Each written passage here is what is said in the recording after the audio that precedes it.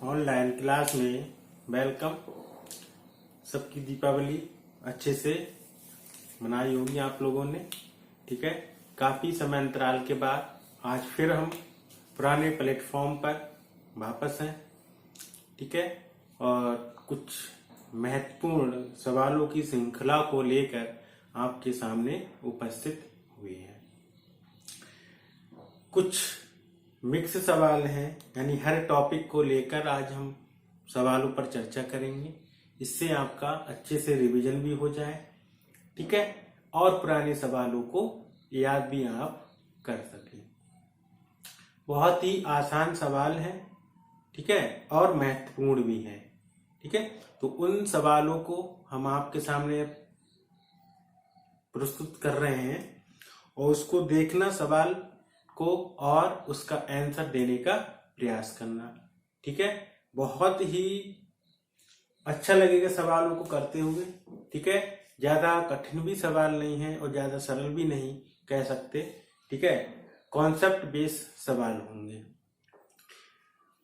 Class के अंत तक बने रहिए और जो भी आपके दोस्त हैं, ठीक है, उनको भी इस क्लास को शेयर करते रहिए, ठीक है, जिससे वो भी इन महत्वपूर्ण सवालों का लाभ उठा सके। देखते हैं आज का सवाल। पहले हम बहुत ही आसान सवाल के साथ स्टार्टिंग करते हैं, फिर धीरे धीरे क्रम में हम बढ़ेंगे। सवाल ये है कि एक ठोस का क्षेत्रीय प्रसार गुणांक हमें दिया है। एक ठोस का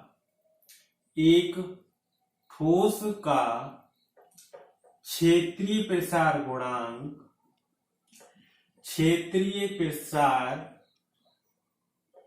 गुणांक हमें दिया हुआ है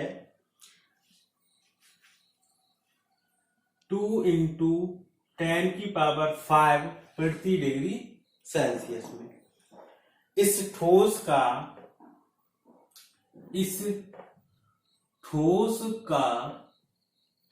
रेखीय प्रसार गुणांक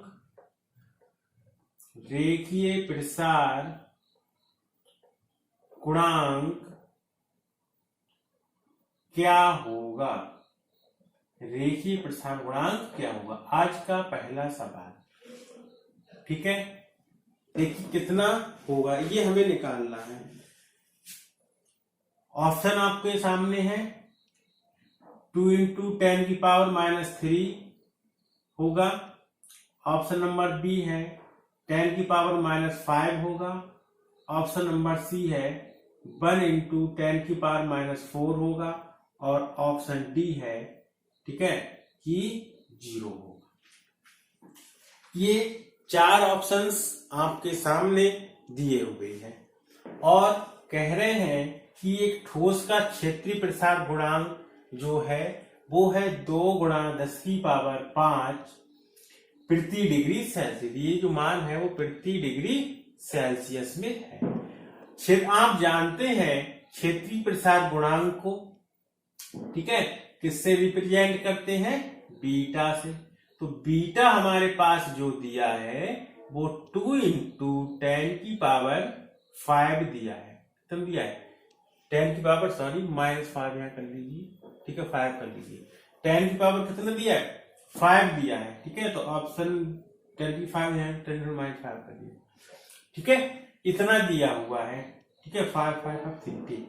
अब देखिए गामा हमसे क्या कह रहा है? रेखीय प्रसार गुणांक। और रेखीय प्रसार गुणांक को इससे रिप्रेजेंट करते हैं अल्फा से। अल्फा हमें क्या करना है? निकालना है। हम जानते हैं अल्फा संबंधित बीटा और संबंधित गामा 1 संबंधित 2 संबंधित 3 का। हमें किसमें रिलेशन निकालना है? बीटा और अल्फा में। तो बीटा और अल्फा ये है, तो अल्फा संबंधित बीटा कितना होगा? 1 संबंधित 2, यानी अल्फा बटे बीटा बराबर 1/2। हमें अल्फा निकालना है तो अल्फा बराबर तो जाएगा β/2। अल्फा बीटा की जगह मान रख दो, 2 × 10⁻5 अपॉन कितना? 2 से 2 कैंसिल, कितना बचा? 10⁻⁵ 5, तो 0 तो है नहीं, कितनी है 10⁻⁵, कौन सा ऑप्शन नंबर सही है? बी ऑप्शन सही है। समझ में आया? ठीक है, इस सवाल का कौन सा ऑप्शन सही है? बी ऑप्शन सही है, 10⁻⁵। अब देखते हैं अगला सवाल, बहुत ही महत्वपूर्ण सवाल है। ठीक है, आपके सामने सवाल ये है कि 100 ग्राम पानी को, दूसरा सवाल है आज का। ठीक है, 100 ग्राम पानी को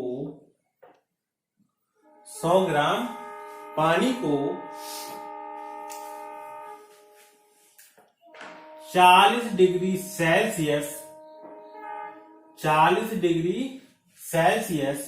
100 ग्राम पानी को 40 डिग्री सेल्सियस से 80 डिग्री सेल्सियस तक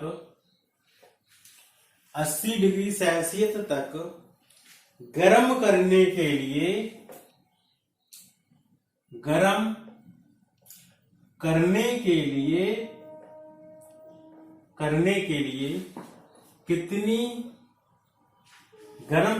लिए कितनी ऊष्मा की आवश्यकता होगी? ऊष्मा की आवश्यकता होगी। ठीक है, ऑप्शन हम दे रहे हैं, ऑप्शन आपको यहां पर करना है। ठीक है, ऑप्शन ये ए यहां पर जो है वो यहां पर है 5000 कैलोरी। ऑप्शन नंबर 2 है 500 कैलोरी।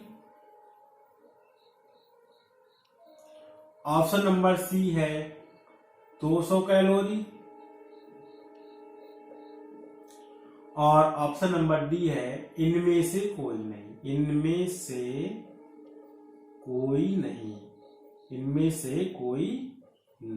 यानी नन ऑफ जी, इनमें से कोई नहीं, उपरोक्त में से कोई नहीं, ऐसे लिख दो यहां पर, उपरोक्त में से कोई नहीं, उपरोक्त में से कोई नहीं। ऑप्शन आपको बताना है। सवाल को पढ़ लीजिए। कह रहे हैं 100 ग्राम पानी है, उस पानी को 40 डिग्री सेल्सियस से 80 डिग्री सेल्सियस तक गर्म करने के लिए, ठीक है, कितने ऊष्मा की आवश्यकता होगी?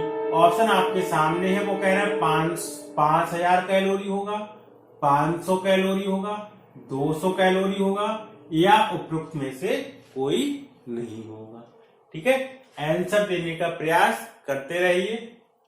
ठीक है, यहां पर सलूशन देखते हैं क्या होगा। तो पानी की जो मात्रा है वो कितनी है? 100 ग्राम, यानी एम हमें यहां पर दिया है कितना? 100 ग्राम दिया है। ठीक, और इस पानी को हम कहां से कितना गर्म कर रहे हैं? मान लिया ये कोई बर्तन है, इसमें हमने द्रव भर दिया और उस द्रव का जो मात्रा है वो 100 ग्राम है। इसको हमने हीट कर दिया, तो पहले हीट कितनी थी? 40 से, अब 40 से बढ़ाकर कितनी कर दी? 80 तक। कितनी? 80 तक। तो वो यही कह रहे हैं कि इसमें जो ऊष्मा खर्च होगी, यानी गर्म करने के लिए कितनी ऊष्मा की आवश्यकता होगी, यानी 40 से 80 तक हम जब ले जाएंगे हीट को, ठीक है, गर्म करेंगे, तो कितनी ऊष्मा की आवश्यकता होगी, यही हमें निकालना है। तो देखो यहां पर 40 से 80, तो अंतिम तापांतर कितना होगा? 80, और प्रारंभिक ताप कितना होगा? 40। तो डेल्टा टी यहां से हम निकाले तो क्या मिलेगा? 80 - 40 बराबर कितना मिल जाएगा? 40। यानी दोनों के बीच का जो तापांतर हुआ वो कितना मिल गया? 40 मिल गया। अब देखिए ऊष्मा का फार्मूला जानते हैं, Q बराबर MS डेल्टा T, और S क्या है? इसकी विशिष्ट ऊष्मा, और जल की विशिष्ट ऊष्मा कितनी होती है?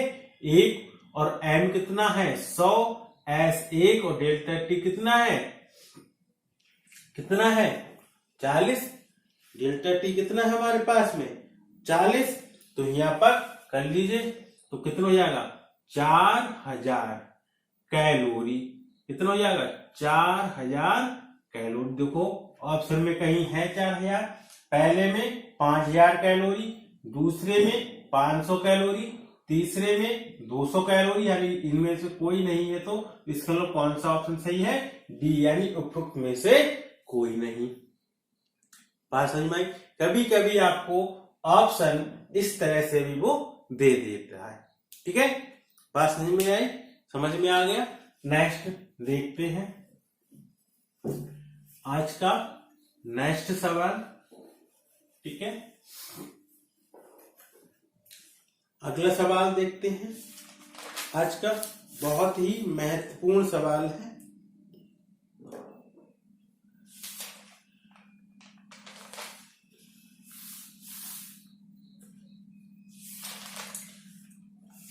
लिखिए सवाल को। ठीक है,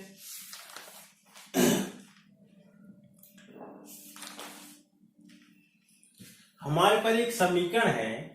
अगला सवाल ये है, P plus A upon b square और B minus b equal to NRT, ये समीकरण दे रखी है। ठीक है, और कह रहे हैं जहां पर, यानी जहां R A B, ठीक है, ये सब क्या है? कांस्टेंट है। क्या है? कांस्टेंट है, यानी नेतांक है। तो बताइए A की विमा क्या होगी? A की विमा हमें निकालनी है। A की विमा क्या होगी? ऑप्शन यहां पर हम आपके सामने दे रहे हैं। ठीक है, जब तक आप सवाल को सॉल्व करिए, ऑप्शन हम यहां पर आपको दे रहे हैं। पहला ऑप्शन ये है, ठीक है, ए की विमा Ml2L5, M2L5 और T-2। पहला तो ये है। ठीक है, M2L5 T-2 दे रखा है। दूसरा आपको दे रखा है Ml3T-2, Ml3T-2। चौथा है आपका M0L0T-2 और D है आपका, ठीक है, M0L और T-2। अब इनमें ये बतानी है कि A की विमा कौन सी होगी। अब आपको ये P यहाँ पर दाब है और B आयतन है।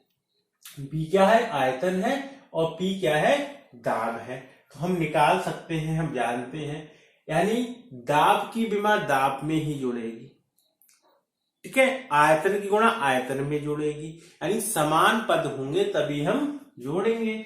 इसका मतलब ये है कि जो P की विमा होगी वही विमा होगी A/B स्क्वायर की। A की विमा निकालनी है तो A बराबर लिख सकते हैं P into b square. P है दाब। अब दाब प्रेशर आप जानते हो, P बराबर क्या होता है? F/A। तो इसकी विमा क्या होगी? ML/T-2 और इसकी पावर L की, एक से L कैंसिल, यानी ML-1 और T-2। तो दाब में रख दिया ML-1 और T-2 का। ये तो आपकी विमा हो गई किसकी? प्रेशर की। अब आयतन भी आप जानते हो कितना होता है? L³ और पावर कितनी है? 2। तो क्या निकालेंगे? ML-1 और T-2। इस पर क्या करेंगे? L की पावर कितनी आएगी? 6। इसको घटाएंगे तो ML5 T-2 देखो कहीं पर है, ML5 T-2 देखो कहीं पर हो ऑप्शन में, ML5 T-2, ML5 T-2 कहीं नहीं है। इसमें यहाँ मिस्टेक है, यहाँ पर इसको हटा दो, रेज कर दो, यानी ऑप्शन नंबर कौन सा मिल रहा है? ए। क्योंकि यहाँ M⁻3 तो ये तो वैसे ही कैंसिल हो जाएगा, यहाँ पर है नहीं, यहाँ भी नहीं है, इसमें ये मैच कर रहा है। ठीक है, तो ऑप्शन धोखे से मिस्टेक होगी, सॉरी। तो कितना हो जाएगा? ML5 T-2। विमाओं से संबंधित भी बहुत सारे सवालों को पूछा जाता है। ठीक है, क्लियर हुआ। अगला नेक्स्ट सवाल पे चलते हैं। ये तो क्लियर हो गया होगा। ठीक है, आंसर देते रहिए, संख्या को बढ़ाते रहिए। ठीक है, और अपने दोस्तों के साथ शेयर भी करते रहिए। अगला सवाल बहुत ही महत्वपूर्ण सवाल है आज का। वेक्टर A क्रॉस B बराबर है वेक्टर A डॉट B के, तो A व B के बीच कोण बताइए कितना होगा। ऑप्शन ए है 0, ऑप्शन बी है π/2, ऑप्शन सी है π/4 और ऑप्शन डी है नन ऑफ दी, यानी इनमें से कोई नहीं। ये हमें निकालना है। ये है π/2 का π/4, ठीक है, यानी ये है 0, ये है 90 डिग्री, ये है 45 डिग्री और ये है नन ऑफ दी, यानी इनमें से कोई नहीं। ठीक है, अब देखते हैं, आंसर दीजिए, हम वेट कर रहे हैं। ठीक है, निकालिए, फिर हम अभी आपको बताते हैं। वेट करते हैं।